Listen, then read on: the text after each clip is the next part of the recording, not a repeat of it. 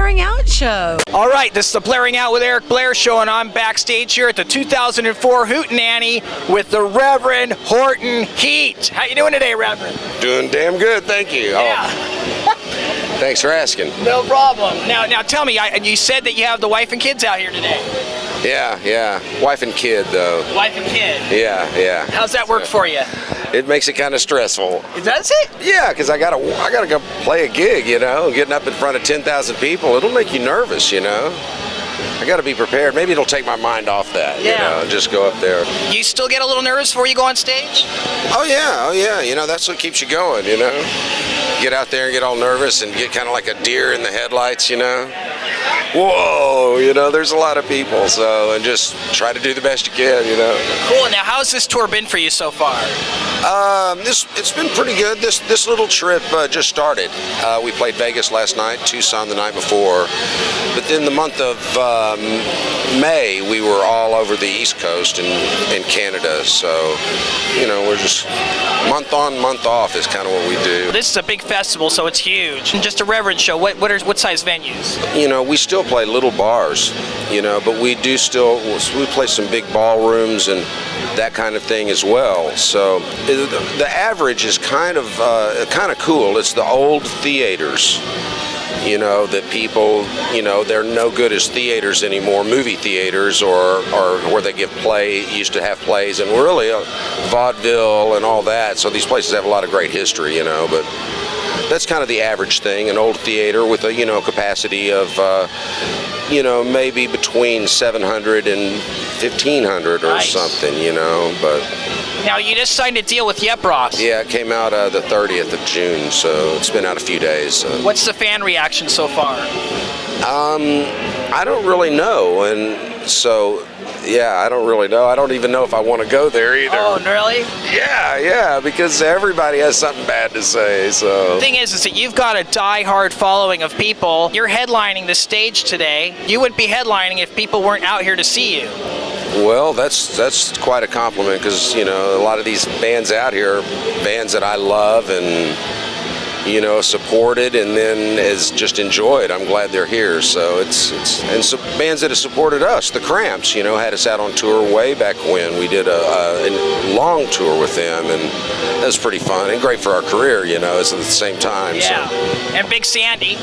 Oh yeah, Good Big old Sandy. Yeah. I love Robert. I love it. He's just such a great person and such a talented artist and everything. It's good. But do you still find a lot of competition in this genre of music?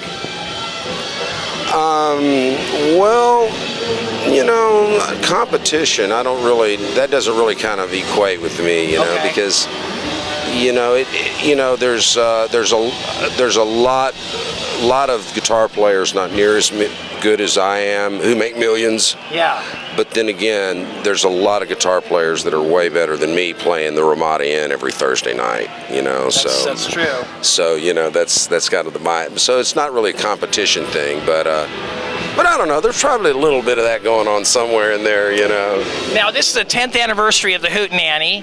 How many Hootenannies have you played? Maybe 7 of them. I don't know. Now, what do you love the most about the Hootenanny? Well, a lot of it is just a lot of my friends that are in bands that are out here, and just having them all come together for one day, and it's a beautiful area too. It's nice and cool out here, even though the sun's shining. Like you were saying, there's kind of a family atmosphere going on here. Well, there's a lot of people that have the kids and everything, and so it's getting. I don't know. At least for me, it's all about the kid today. So I'm having fun doing that, but I'm not really getting to mingle around and see a lot of my bands that I love and everything. So. Maybe some other time, down the road. I might do that a little bit. I think we're going to get to, for sure, see the Cramps play. So nice. You were born in Corpus Christi, Texas, correct? Well, actually, Fort Worth, Texas. But I grew up down in San Antonio and then Corpus Christi mainly, There's a lineage of great music that consistently comes out of Texas. Pantera, yourself. What is it about Texas that brings the greatness out in these musicians? Well, I don't know. It might be the fans. We have good music fans there, and so they support stuff that is a little off the beaten path, you know, and that might explain it, you know. There's always been a lot of support for the Texas singer-songwriters, the blues people, and then on the other side of that, the heavy metal, you know. San Antonio and where I grew up, Corpus Christi, those are some of the biggest heavy metal places. You know, those types of bands go down there and sell way more tickets than just about any other place they'll go, because kids drive from all over South Texas, you know. A lot of times, if a Texas radio station picks up a song, they can almost break a band there. Mm-hmm. Yes. Yeah, well, you know, Dallas-Fort Worth is a huge metropolitan area. You know, you got two cities that are fused together by other cities that are growing, the fastest growing cities in America. So, yeah. I don't like it. I like Dallas when it used to be. Well, I shouldn't talk, but, you know, everybody's road rage. You know, you can't drive in Dallas without being a road rager. Oh, man. It's just getting bad, you know. Have you driven around here in L.A.? Oh, yeah. I've been in a 20-car pileup on the 5 one time, so, yeah. So would you say it's worse here or there? I would say that, well, they did a ranking last year, and we won. Oh, really? The rudest drivers in America. We beat out Manhattan. We beat out L.A. You know, hey, we're number one. It's true what they say. Everything is bigger in Texas. That's right. Now tell me how you got started in music. Well, for me, I was in bands that actually did pretty well for, you know, being just a cover band that played blues rock in high school, and so we would get gigs even when I was in high school. You know, we were also playing nightclubs when I was in high school, so.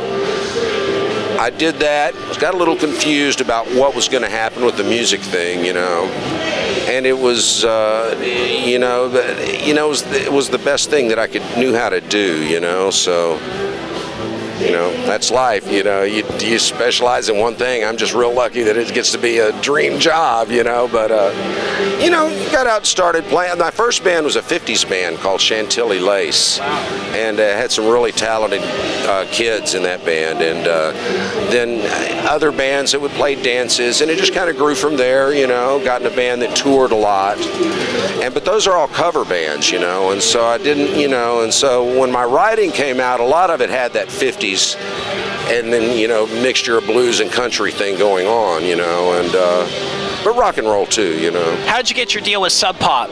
That's your first record deal, right? Yeah, well, we drove up to Seattle because we thought we had a $100 gig. That's a long way to drive for $100. So I know it was kind of, you know, stupid, but we got up there and no, we didn't have a gig. And the guy that booked us was long gone out of town. It jumped rent on his roommates. Nobody wanted this guy anymore. And so here we are, we just drove 25 hours or something, you know.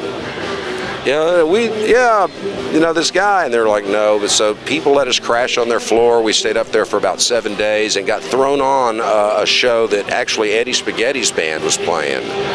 And they ended early because they got kind of like they'd had a slosh fest. So they threw us up there right after that. We played about 4 songs, and it was really wild. It was a pretty fun little experience. And Jimbo broke a bass string, and he tried to just rip it off with his bare hand and just sliced his finger. So he's over there slapping the bass, and blood is just squirting. And so he takes it, he makes a cross on his face, you know, and people were going, whoa, crazy Texas guys, you know, and some people from Sub Pop were at that show, so hey. Yeah. We played 4 songs. And then you signed to Interscope. How was that for you? Oh, that was great. The Interscope. Oh, that was great. It was a good time, you know. I mean, they gave us a lot of money. Yeah, that's what I hear. Yeah. I blew that, but so maybe they'll give me more. Yeah, well, you had a good time blowing it, though. Oh, yeah, great time blowing it, yeah. I got a shoebox Ford. So the whole thing with Yep Rock, how did that come about? Well, a lot of that is our agent. Scott Weiss has been our manager for a long time, and worked out a deal with him, you know. He's contacting different people, but I honestly think the Yep Rock was actively seeking us out a little bit, you know, but we're like butterflies. We just flit and fly to any label that'll have us, but Now, But Yep Rock is like one of the up-and-coming labels right now. so yeah, that's another thing. It's got a lot of friends of mine. Lost Straight Jackets, and they working with Dexter Romweber now, and Big Sandy, and even a guy I knew from way back, Doyle Bramhall Sr. And just stuff like that's just wow, I mean, I could describe how cool he is, but he played with Jimmy Vaughan and Stevie Vaughan way back in the day, and he's a great singer, but drummer. He's one of the best blues drummers ever, and they signed him. He's a Fort Worth guy, so. But did you? Good, because he is great, so he deserves to be on a good label. Were you around? Were you around people like Jimmy Vaughan and Stevie Ray? Did you jam with them or hang out with those guys? Not really hang out too much. I knew Stevie Ray, and it was see him in passing and stuff, and he came to our shows a couple of times. He'd kind of come in for a minute, but they're my big heroes, especially Jimmy Vaughan and the Fabulous Thunderbirds. So his whole style and everything it's still the coolest. I remember going to see him a lot. I mean, I remember when Stevie Ray he wasn't the singer. It was called Stevie Ray Vaughan and the Triple Threat, and they had Luann Barton singing, and so then Luann Barton left, and I remember reading in our local magazine, it said Stevie Ray Vaughan is taking over the vocal duties, and now it's going to be changed from Triple Threat to Double Trouble, and they will be playing more of a Hendrix-style blues. And I remember reading that because at that point in time, a lot of guitar players were just guys like who wanted to line up behind Jimmy Vaughan. You see what I'm saying? They were doing the Jimmy Vaughan thing, and so which is very clean and traditional and just had this tone and all that. And so then all of a sudden Stevie Ray does this Hendrix thing. It's like Robin Trower. I mean, we didn't know what was going to happen with this, so nobody said anything. And a friend of mine called me up and said, "Man, you got to come see Stevie Ray Vaughan down at Al's Bamboo." And it was the wildest thing. There were 50 people at this little place watching him. And nice. Oh yeah, playing behind his head and doing all this crazy stuff. This new album, Revival, is this kind of a revival for you? Hopefully, that's what I need. I need revival. I'm kind of bogged down with the paperwork and stuff that's kind of, I don't want to talk about that, but I think it'll happen. Well, I mean, this album is just Reverend Horton Heat songs. I don't really know what to really say that is very much different. But, we kind of go song by song. So our worst album might have our best song. Honestly, I'm a live music guy, and to me, an album is something that I can't take too seriously with what people say. I can just go in there and do the best I can, and then not even.